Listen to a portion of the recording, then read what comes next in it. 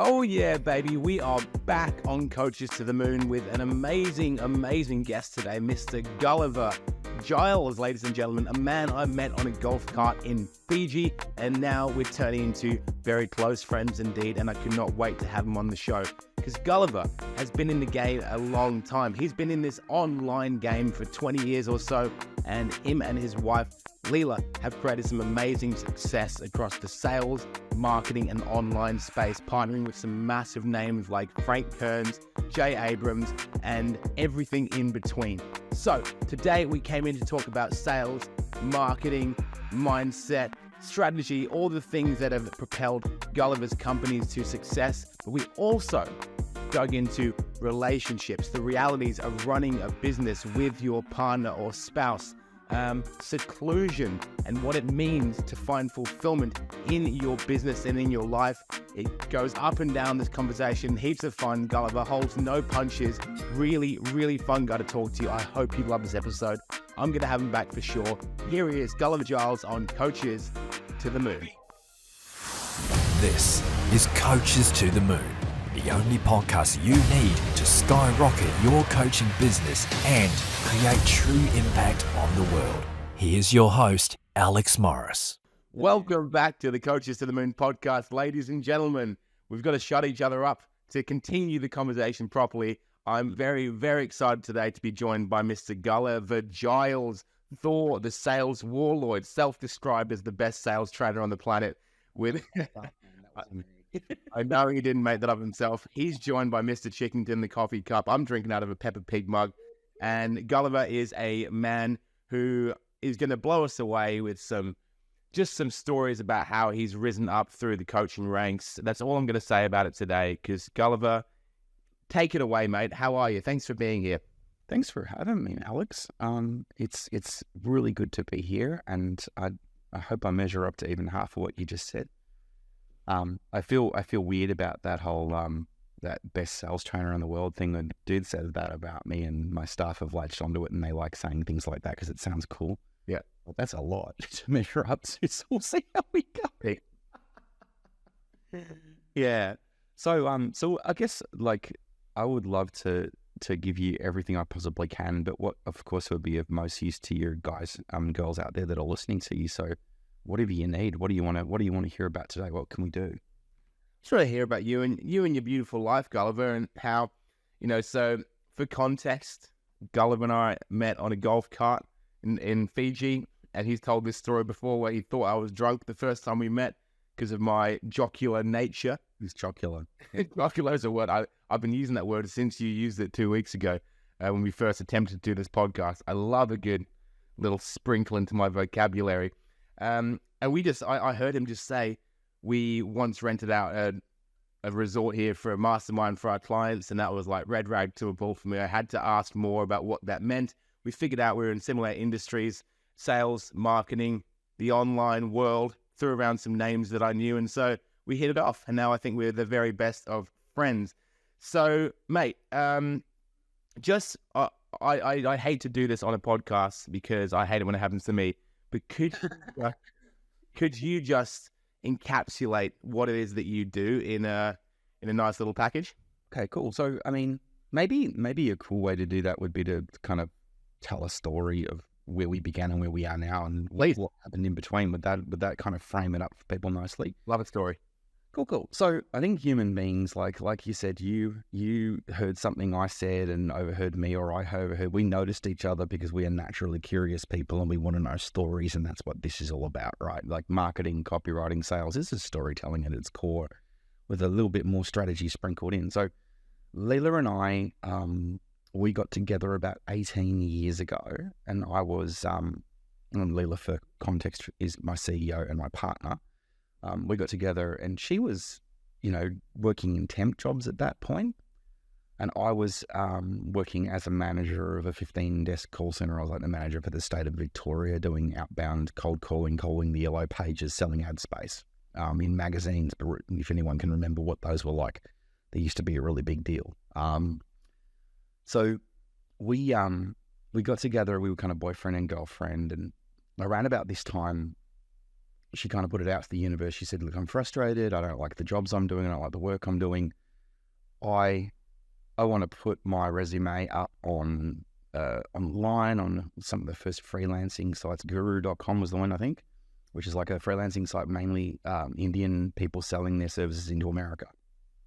Outsourcing, freelancing from home, gig economy. Like this was back in 2003 or 4 or something. So it was like, no one was doing shit like this. So she said, I'm sick of it all. I don't want to work at legal firms as a temp. I don't get along with people.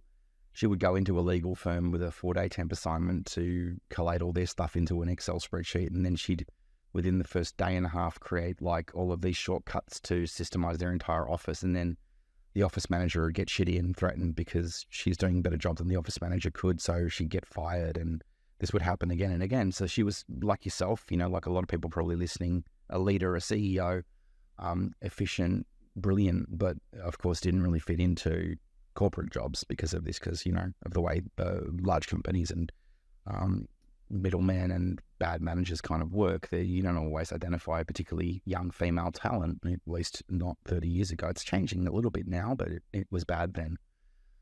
So anyway, we met, and around about this time, she kind of makes a demand to the universe. An email lands on her desk, and it's like, hey, I liked your resume. I would never hire you as an administrator because I think you've got a gift as a writer. I love the way you write. Would you like me to, would you like to do some writing work, some ghostwriting work? And she said, oh my God, because she'd won a few short story competitions and stories, Ken. And Leela said, yeah, hell yeah. Then this guy turns out to be the managing director of Jay Abrams, Asia Pacific. So if you're a marketer, you probably know who Jay Abrams is. If you don't know who Jay Abrams is, Jay Abrams the reason you know who Anthony Robbins is. Jay Abrams, the guy who recommended that Tony Robbins put his late night infomercials on at low cost to get reach over people who were up late at night hating their lives. And it worked like gangbusters. And he became a household name. And Jay's also worked with, little companies like McDonald's and Lockheed and, so he's a corporate consultant, pre-internet, so big strategic consultant. So he ends up working for his guys and doing a lot of ghostwriting and marketing collateral. And back then, what they were all doing was that kind of preeminent strategy of like your book is your business card. You should write a business book and establish your authority and expertise in the marketplace like 30 years ago, kind of 20 years ago. That was a really big deal, and there was no internet, and there was just starting to be, Google was starting to be a thing, SEO was starting to be a thing. So she ended up creating a whole bunch of article marketing and, online learning packages as a ghostwriter and got paid pennies. And these guys went and sold these online and did what we're doing now and made millions and millions of dollars. And a couple of years into this process, Leela sort of said, I've got this opportunity to go up to Sydney. And we were living in Melbourne at the time. So we went up to Sydney for a year and worked for this guy. And I left my corporate day job and cashed in my chips and sort of bought her an engagement ring. And we got together like in a more serious than boyfriend and girlfriend fashion and took this kind of career step together where I was kind of contracting to Tony Robbins and Jay Abrams. And we sold like a few $1 million worth of tickets to seminars for them. And we got really great results, and we hit this point where we were like, right, we've finished this big event, we've made a bunch of money, we're going to take a couple of weeks off and go to not the Gold Coast, it was like Whitsundays, I think. And the dude that was running us was like, no, we need to put on another event. And Leela and I just went, no. Like, we worked really hard, we need a break. And it just, everything melted down. So good lesson there for coaches. Don't just think of your salespeople as machines that make money. They're human beings. They have their own goals. Try and work with them on stuff like that. Otherwise, you lose opportunities to work with super motivated people that love working with you.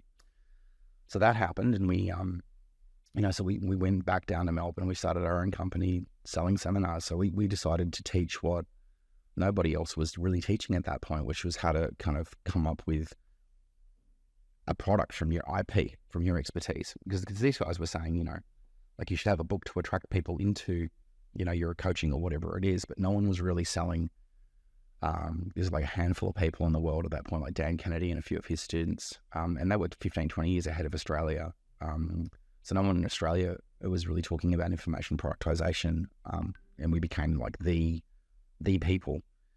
What we noticed when we started running our seminars on how to productize your knowledge was that people just did not know how to market themselves. So we started selling seminars on, well, let's get clear on your unique value proposition. Who are you niching towards? Or the really basic shit that most people still fuck up today. And then we realized that, they'd get their organic marketing up, and Facebook was starting to pop at this point, and they start to get people interested in their free product, and they just did not have the guts to get on the phone and sell them.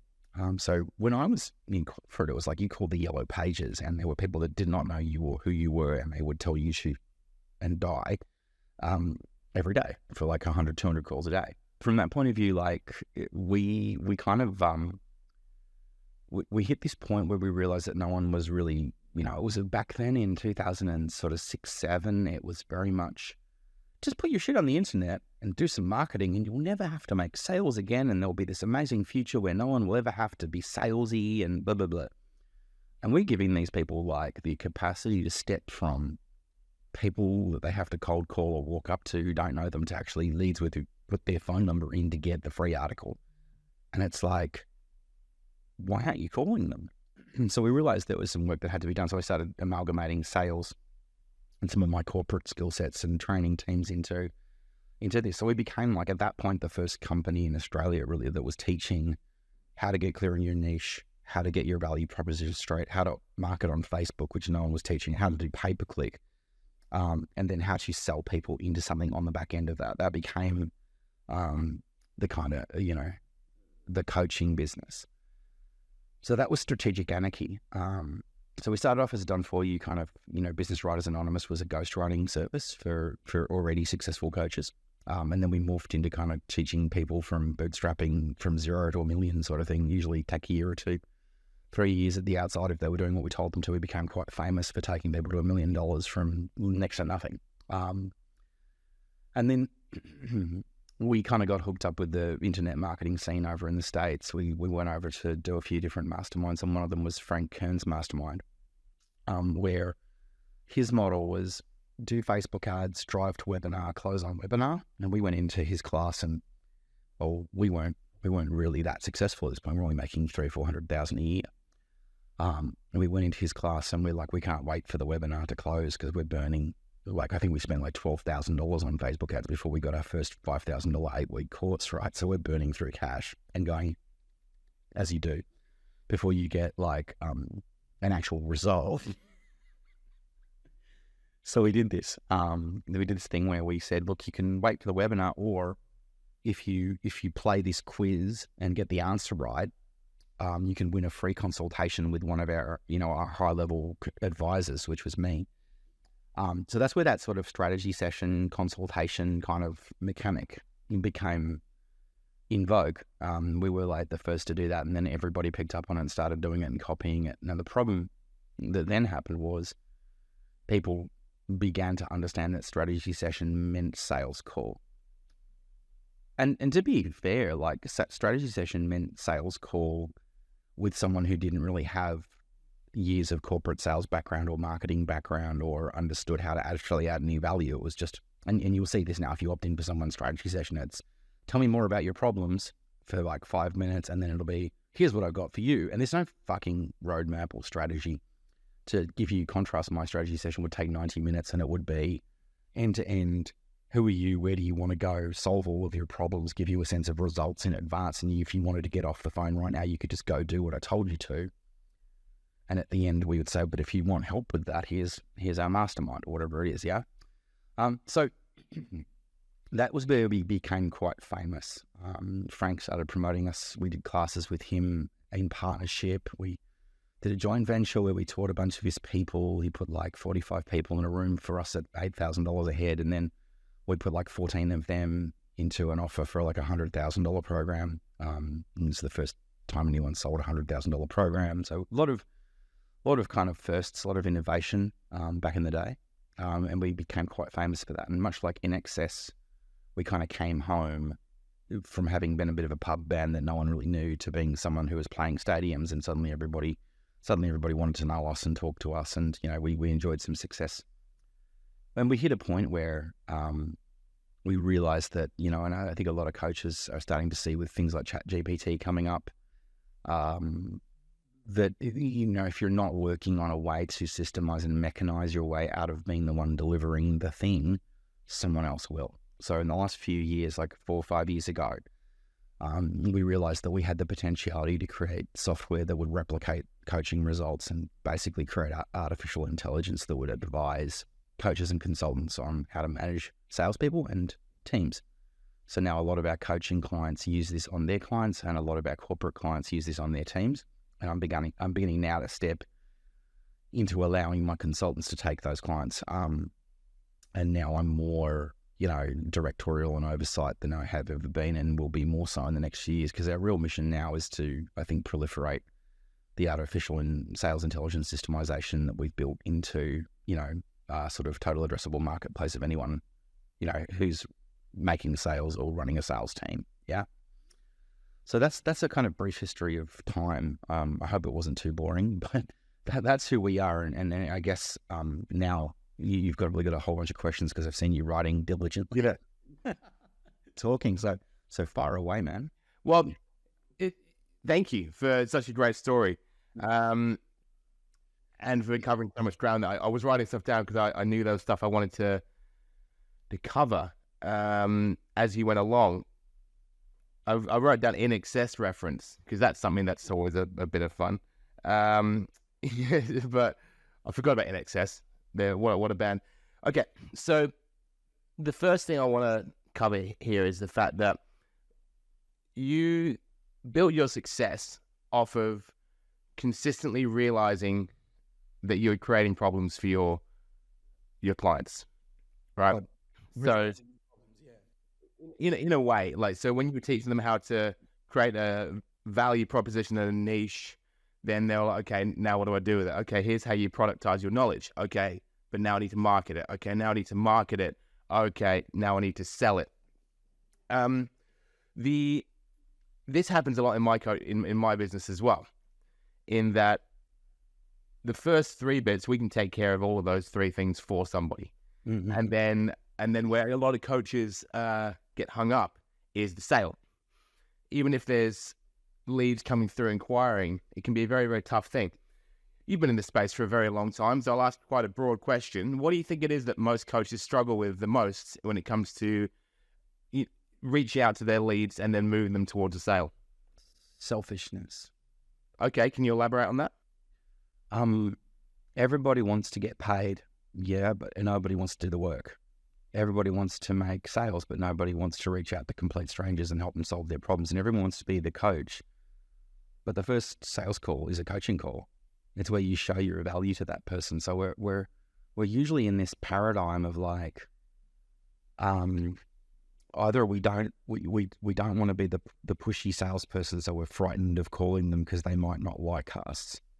Or we want to make all the money and we want to close all the deals as fast as possible. So isn't there an easier way than actually fucking talking to the people that we're supposed to be caring for and coaching? If you look at either of these extreme polarities, whether you're like McBossy, McBoss closer over here, or whether you're Mr. Doormat, pushy sales, I don't want to be like disliked by people. Both of these things are like selfishness and mediocrity. Both of these things are like self-focused. It's like, I don't want to experience discomfort. Yeah. I don't have to work. I just want people to park some money on my my Stripe account without me having to do shit. And you've seen, particularly over the last few years, there's a whole plague of these little bitches who are like supposedly full stack sales boss closer, boom. Yeah.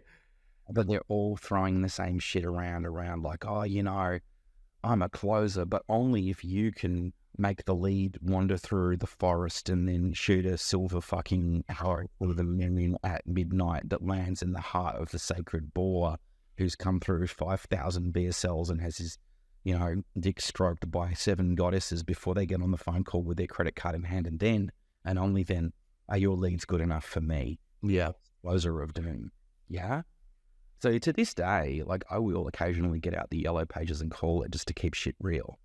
Yeah. Love that. A whole bunch of my leads are all opt-in for, for a fucking article or something. It's not like they don't get the kind of sexy time that some people's leads get in a 7 billion step funnel, right? My marketing is, enough to get them to the door, but my sales process is designed to get them through the door, right? So you see this kind of proliferation of so-called salespeople who are just really being able to close is just one skill set, but it's very contingent upon being able to get the client to open up and talk about their problems and being able to understand their values and connect their problem to your solution in a way that they feel as if they're going to actually get something out of it. And then you can close something. Most closers rely on a huge marketing funnel where all that value is added by a founder, and the closer just shows up to the take an order like the kid at McDonald's selling fries. I think that's what people think sales is, and that's what people think sales expertise is, and that's what they have this vision of sales as some arrogant dickhead who's completely lazy and entitled, just sitting there waiting for money to drop in his lap. And I'm here to tell you, if you're trying to find the super salesy way of not selling to like, you deserve all the mediocrity and the lack of money that you have right now. And you are the one responsible as the coach, as the founder, for being fucking better than that. Because to do what everybody else is doing right now is not only lazy and selfish, but in the current economic climate, it's just suicidal. So I think that's probably the big thing. It's just like a fucking, humans are built to, to kind of return to homeostasis. We're like bears. We only go sit in the cave and drink beer and eat chocolate. If we can get away with it, we'll be as lazy as we can get that. Our battle against that biologically ingrained return to homeostasis is what makes us great, but we have to take on our resistance to doing work and our resistance to doing difficult things. We have to take that on like a daily battle with fire and the sword. And that's the difference between a good business person and a failure right now. And the difference between where I see people struggling with sales versus really smashing the fuck out of it is when they've embraced that as a very integral part of their career rather than a piece of dog shit to be picked up. You know what I mean? Yeah, well, I think that, like, it's interesting that you say that, because I think people would understand that if you want to get fit, you got to work really hard in the gym, that sort of thing, and in the kitchen, and that there's a trainer can give you a plan, that sort of thing, but you've got to put in the work to follow it. As a marketer, I have noticed more of a trend in people expecting hot leads coming through, which whatever that means. Whatever that means, like, these people aren't warm enough, and we will always endeavor to make them warmer and more educated by the time they get onto the phone with you. But yeah, I think that people definitely, and probably through social media, have a false sense of how easy it is to create success in the online space. Like you back in the day saying, create an ebook, put it on the internet, and the millions will flow in. I think that, there's social media and our ability to access successful people so instantaneously has definitely given us, potentially an amplified sense of how easy this is going to be, and people forget to do that work. So having people like yourself, Grant Cardone, Gary Vee, give you a bit of the tough love every now and then, very, very necessary. One thing, you mentioned the selfishness. I love the word selfishness, because I was taught something by my first ever coaching mentor that stuck with me for like 8 years. Still remember it. I tell my clients all the time. When he found people like myself who come from a regular job, and now we're in a position where we've got leads coming in, we've created a marketing funnel, we want to make sales, and we're shitting ourselves to call these people. He said, picture it like this. You are a coach who can help someone to make a change in the way they want to. Just picture all your leads sitting on their couch at night, crying or lying awake, staring at the ceiling because the thing they need help with is ruining their life so much. And for you to knock on the door and say, I can help you with that, could be the exact change they need in their life. And by not doing that, because it's scary for you, you're doing that person a massive injustice by allowing them to stay in the difficult space they're in. So yeah, it's not really adding to your point. It was just it's interesting you said selfishness was the main reason people struggle with sales, because that was a huge reason for me to get out there and be like, this isn't about me anymore. This is about Holly on the couch. Let's call her and help her figure shit out. Your coach was spot on, and like if you do enough martial arts, you realize they're all very similar, except there's some variations, right? Like they're all leaves growing from the same roots of the same tree. Like some people use more kicks, more punches, more grappling, but at the end of the day, there's punches and kicks and elbows and locks being taught, right? Jay Abrams uses his glass of water analogy. Like I use the sort of love and fear. Like, can you take us through the glass of water analogy, please? Oh, so Jay's is like, imagine that you have a water store and the guy comes in for a glass of water. Is it not your duty to explain to him that maybe, he should have 8 of these a day? And is it then not your moral obligation to sell him 8 of those and maybe to think even a little bit forward? Will he have enough for tomorrow? Like the analogy is like, stop thinking about yourself in your own limited terms and start thinking about the needs of your customer first, right? So this is like crack for salespeople. I remember the first time I heard that. So like when you get out of your own way and you realize that sales is about loving people enough to call them and go first and be emotionally vulnerable, even though you're a little bit scared, because we all are. And it's about letting go of the fears and helping them navigate their fears. All of this stuff becomes really possible when you've called your database enough times that you realize, when you don't call people and you don't convert them, their number becomes disconnected. And the reason that their numbers become disconnected and their business is no longer there when you go and research their website is because they went fucking bankrupt because they were so scared of sales that they never engaged with you on sales training. You feel a deep sense of responsibility that like you've got. When someone puts their foot in the door to talk to me, usually champagne is not pouring from the clouds. Yeah, like usually they're like, I need to do something about this, but I'm fucking terrified of doing something about this, and they're in a real moment of pain. It's like you said, the thing that Holly's worried about is, I know I've got all of these leads. I know I'm making excuses not to call them. I can see the bills going up and the bank account balance going down, and if I don't get off my ass and do something about this, I am fucked. But I've got all these really great narratives being fed to me by the internet marketing industry about how it should just be easy. And start a podcast, do an ebook, do a webinar. And there's nothing 4 TikToks a day. Nothing wrong with any of those tactical moves if you have a fucking strategy. Right? There's a reason you're doing this podcast. I'm sure it's not just because you love the sound of your own voice, but it's part of an overall strategy to get shit done, to get people to see, look, I'm an expert and I'm surrounded by other experts and there's value here, and they all trigger off desires in you to step into my business and do stuff. I mean, like, it's to add value to people, right? In a strategic fashion, as a part of an overall strategy. I'm sure you also run pay-per-click. I'm sure you also have sales calls. I'm sure you have many pillars holding up the house so that if one of those pillars falls, the whole house doesn't fall, so that your kids can eat tonight. Most people that you're teaching and most people I'm teaching don't have that all figured out yet. 100%. What's up, guys? Alex here. If you're enjoying the episode, please don't forget to give us a subscribe on whatever channel or platform you're watching or listening to this. Really helps us to make an amazing show every week. Thank you so much. Back to the episode. Yeah, well, that's another thing that we have to really ram home for clients when they come in, is that these 2 or 3 marketing campaigns we're putting out for you over the next few months, this isn't the only thing in your business now. Like, keep showing up.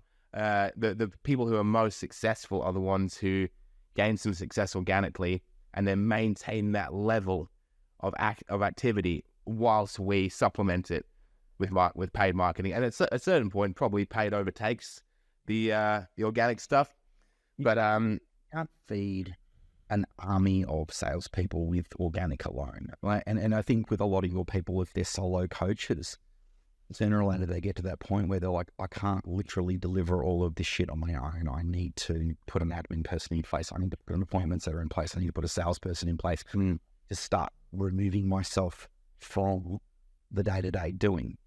And how do you do that while not letting go of the wheel and letting everything go to shit is a jump to hyperspace that most people never make. They never figure out how to let go of once you've got them actually doing sales, or, once you've got enough leads coming in that they're like actually appreciating it, it goes from, I don't want to do it, to I'm addicted to doing it and I can't let go of it. And then we help, well, the places that we help is like letting go of that and letting other people take that work from them so they have a business rather than just a self-employed one-to-many six-figure coaching business that keeps them in a day job. It's great to build that. Like, I've got stuck there for years myself. Yeah. Transcending that and building a team around you, that's the sort of next level step that most people, A, never get to, B, because they never really take sales seriously enough to systemize it and correctly put together a process where they're like, well, this is exactly what I do, and this is the order that I do it in, and now I can give it to someone else and teach it to them. And now I can have that person teach 10 people how to do it. And that's how then, like, the kind of the jumping off point where you're saying, like, getting them to just get inbound leads to a certain point is a struggle. And then the next struggle after that is getting them to let go of doing all the sales work themselves. 100%. Speaking of your wife, Leela, who you delivered some coffee to, a question I tried to ask you last time we were podcasting before the internet sabotaged us. Aliens got in the way somehow. I am in business. My wife works extremely hard as a successful teacher. Okay. And wants nothing to do with business. My dad was in business. My mum was a nurse, then full-time mum who wanted nothing to do with business. So I've got no context of what it's like to be one of these power couples where you're both striving towards a same goal together, in the trenches every day together.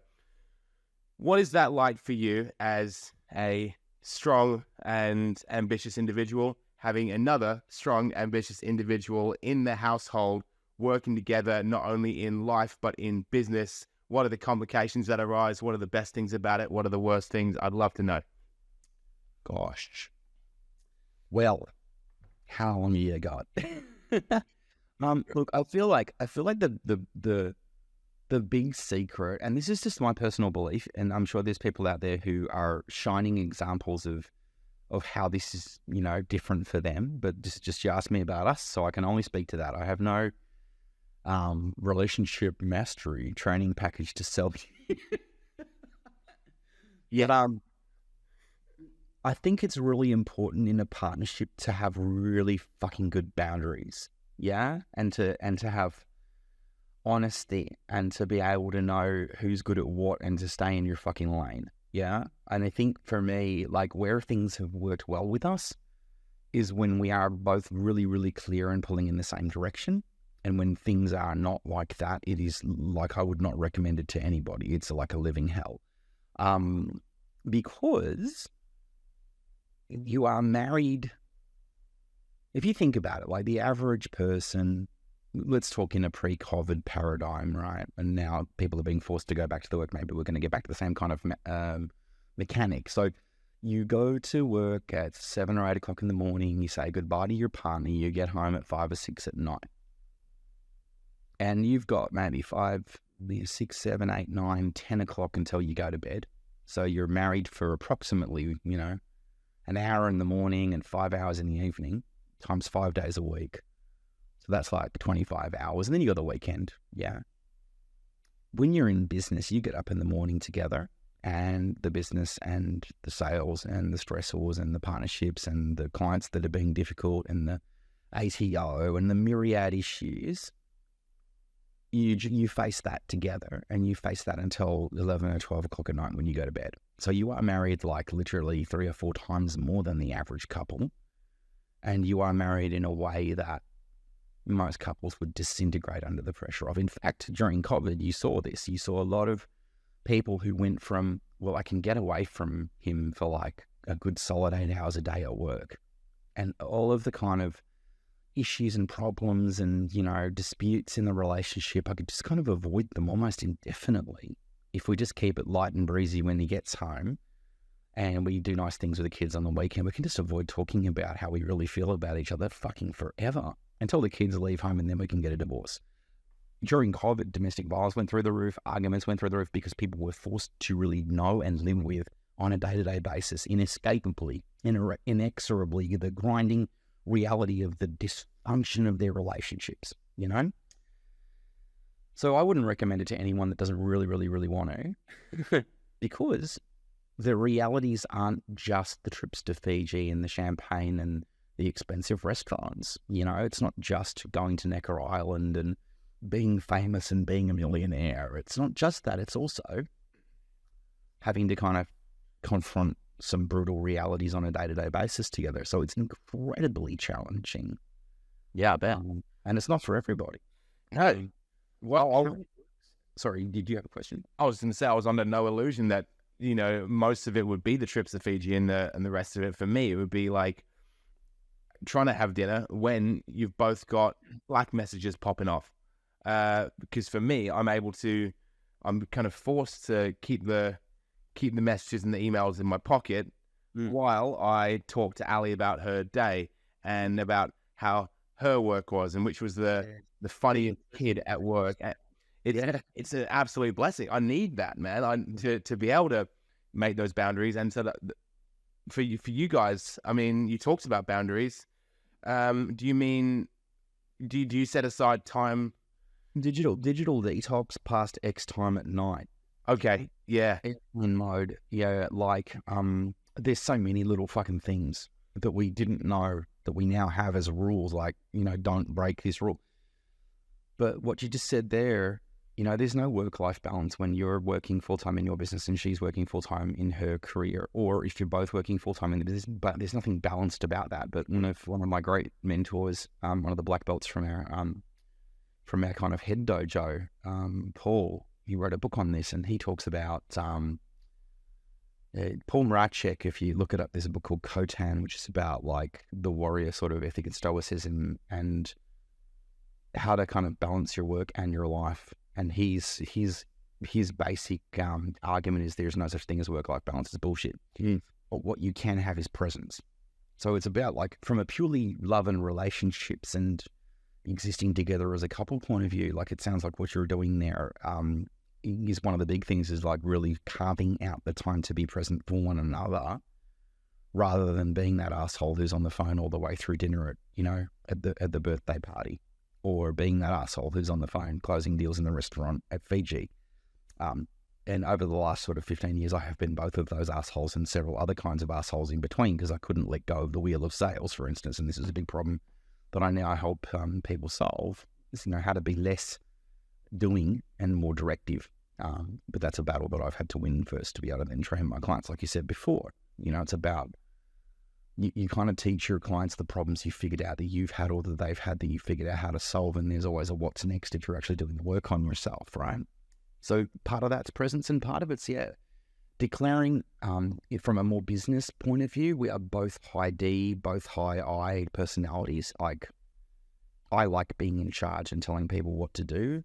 But this is not my company.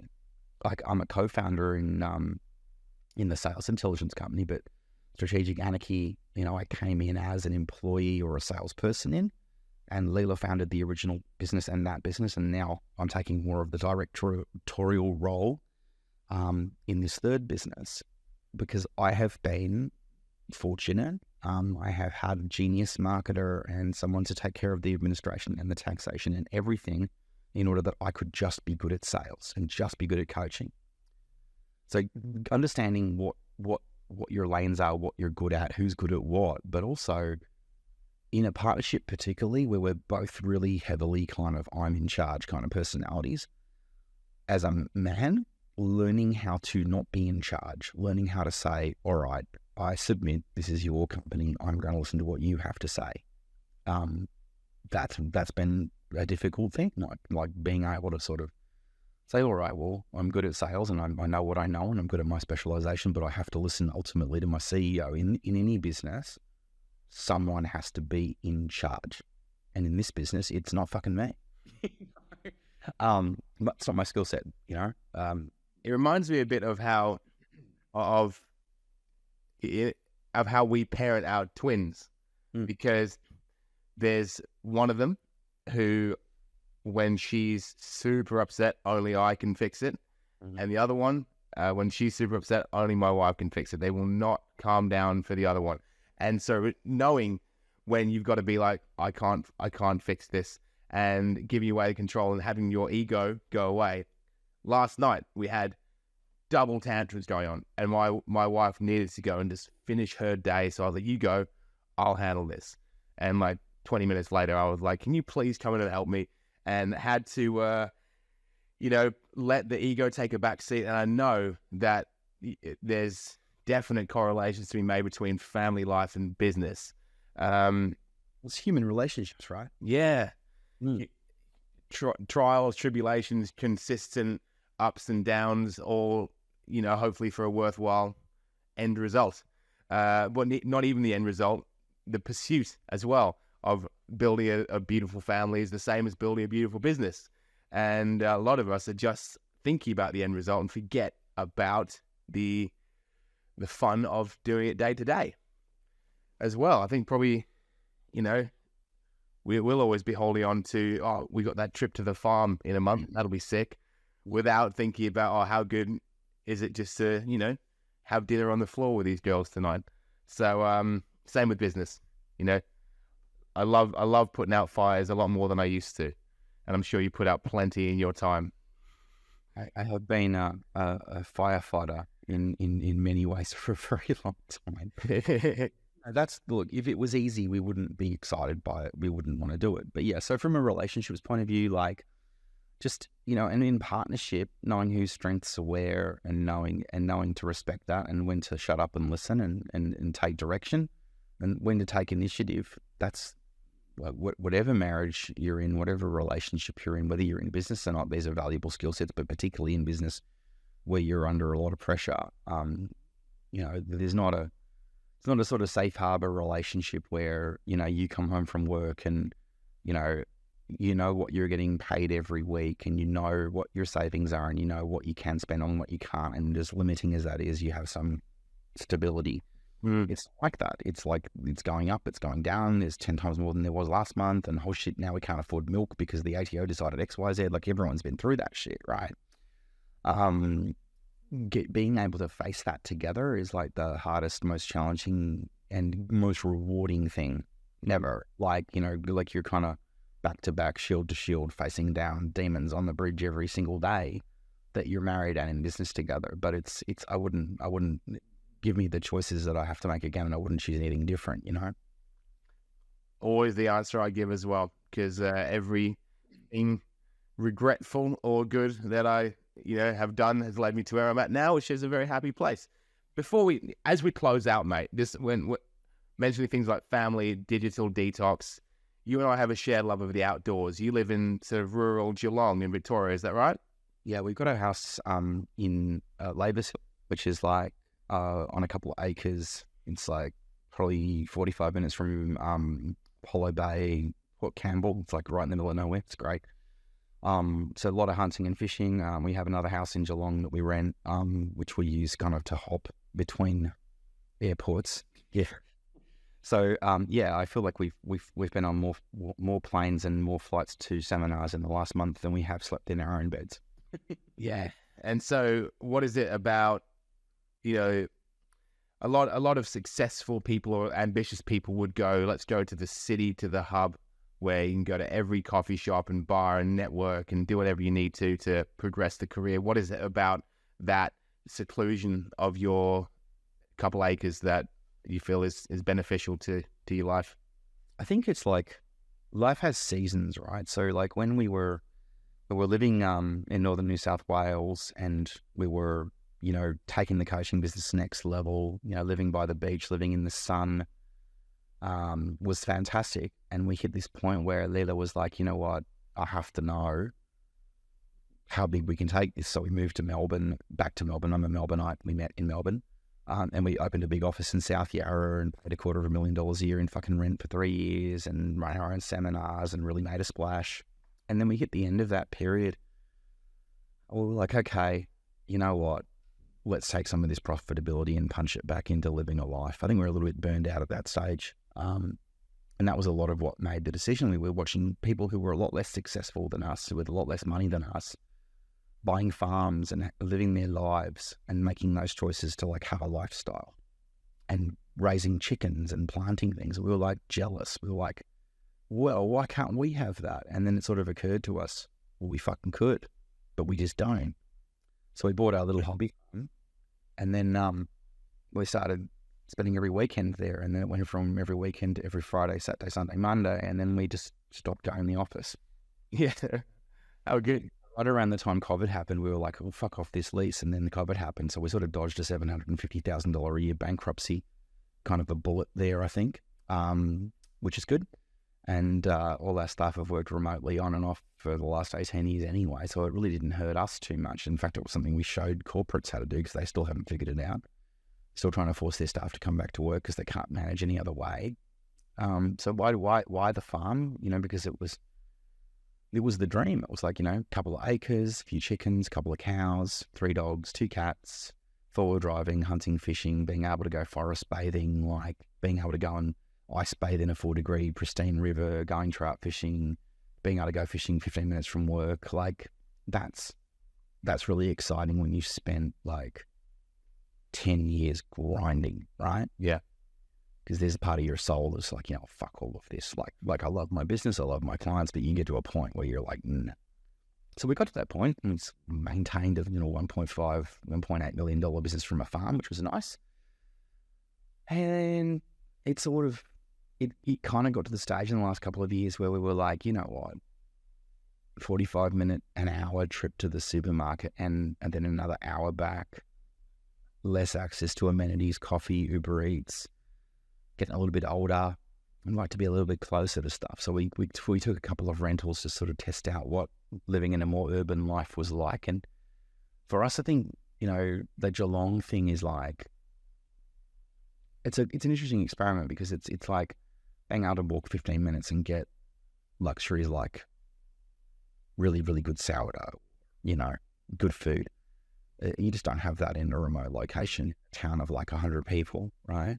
But I also can't get up tomorrow morning and walk down the hill and be 15 minutes away from the gummy shark that's waiting for me to eat it for dinner tonight. Or, so there's trade-offs, right? But yeah. I think the reason that we did it in the first place was because we were in a season of our life where we really needed to nourish ourselves and take some time. So we did it. And now we're in a season of life where everything is exploding and I'm, heading towards 50. The business is getting bigger. We're taking on more stuff. We need to be close to airports. We went to TED. We went to NECA. We went to all these different things in the last year. Things are starting to pace up again. We're getting a lot more requests like this one to come on and be part of media and getting a lot more exposure with, Leela's deals with Dell and Dwayne and, all that kind of stuff and the television appearances and the third business. And it's just like, we can't be 4 hours from Melbourne sitting on a 2-acre property and do all these things. And what we've really realized is, we're never not going to be these people. Yeah. We can take a little break for a couple of years, but like, this is who we actually are. And that's what makes us, lights us on fire. We are people who are, we're not going to be happy unless we're flying around the world by the seat of our pants doing 17 seminars in 2 weeks. Like, it's just who we are. So I think it's just, the older you get, and you're probably finding this more too, like the more you recognize who you really are, the more you admit to yourself, these are the parts of me that, as much as they might drive me nuts, they're never going to change. So I have to accept it and double down on what I'm actually good at and who I really am. Part of getting the farm was letting myself have the joys that, that I'd always wanted and hit the goals that I'd always wanted. But part of not being at the farm is recognizing that I'm an entrepreneur and I'm never going to be happy or satisfied with anything ever. And that I need to be doing all the things and killing myself in the effort, because that's actually what turns me on. So it's a weird thing to discover. I think humans need white space, and this may change. There may be a season in my life where I'm happy to take a little bit more time and work on my whiskey collection and my trout fly tying. Maybe I'll be 20 years older when that happens, but right now it's like, this is the chapter of my working life where I'm the most powerful I've ever been. So it's like, I need to get off the farm and on a plane and go and do some cool shit. Well, if the main thing I've realized about our conversation today, mate, is just a tremendous amount of self-awareness coming from you, and also pulling back the curtains on just the realities of having multi-million-dollar businesses, running seminars, powerful mates, big power couple, quotes, the dream, because I think a lot of us are chasing the dream, and, you know, you reached what you thought was a dream and it wasn't. And for you, the pursuit, the relationships, the speed of it, and that's what's, making you happy and fulfilling you. And we're all trying to find that, and speaking to people like yourself who have the experience and the insight to help us discover that is really, really great, mate. So yeah, a lot more of a subdued conversation than I was expecting from us, from our first meetings. But dude, what a pleasure having you on today. Thank you so much, mate. Honestly, like, you know, I guess we are all multifaceted little beasties, right? Like there's the side of me, you know, where I can be the aggressive, you know, warrior, and this side of me where I can be the loving partner, and like yourself too, probably, right? Like there's places where you can be a lot more intense if you want to. But you did ask me a whole bunch of questions about relationships and stuff, so I have to answer those from that. Yeah. Oh, I didn't know where it was going. About sales technique and how to manage salespeople, you might find me a little bit different. Yeah, I didn't know where it was going today, mate. We talked a lot of sales people. You can have whatever you want. If you want to do a second episode where we go more, you know, fire on the sword, yeah, definitely. And particularly, like, you would have noticed earlier in the call, right? Like, ask me about what pisses me off about the industry and you'll get that. So it's been an interesting mixture, interesting difference in texture, like you said, but it just depends what your people get the most value from, right? If they hit you back and they're like, I want to hear more about that, I'm more than happy to do another one, which is more how-to or more technical or more around the specifics of sales mindset. But this has been fun. I really enjoyed it, man. Thanks, dude. Yeah, well, I never know where these things are going. Salespeople are a dime a dozen, and we got some great salespeople who've been on the last few months to give us tangible tactics. And today we went in another direction, and it's been really, really fun, mate. I'm really excited to meet you again in person whenever we manage to do that. Awesome, brother. Well, you have an awesome day, and I will go make my wife another coffee because she probably needs one by now. Cheers, dude. Well, anyone who is listening live, well, not live today, just on the recording, I love you for that. Thank you so much. I'll be back next week with another amazing guest on Coaches to the Moon. Until then, thanks for listening. Much love and peace out. Coaches to the Moon will be back next week. Until then, reach us on Facebook at To The Moon Digital Marketing.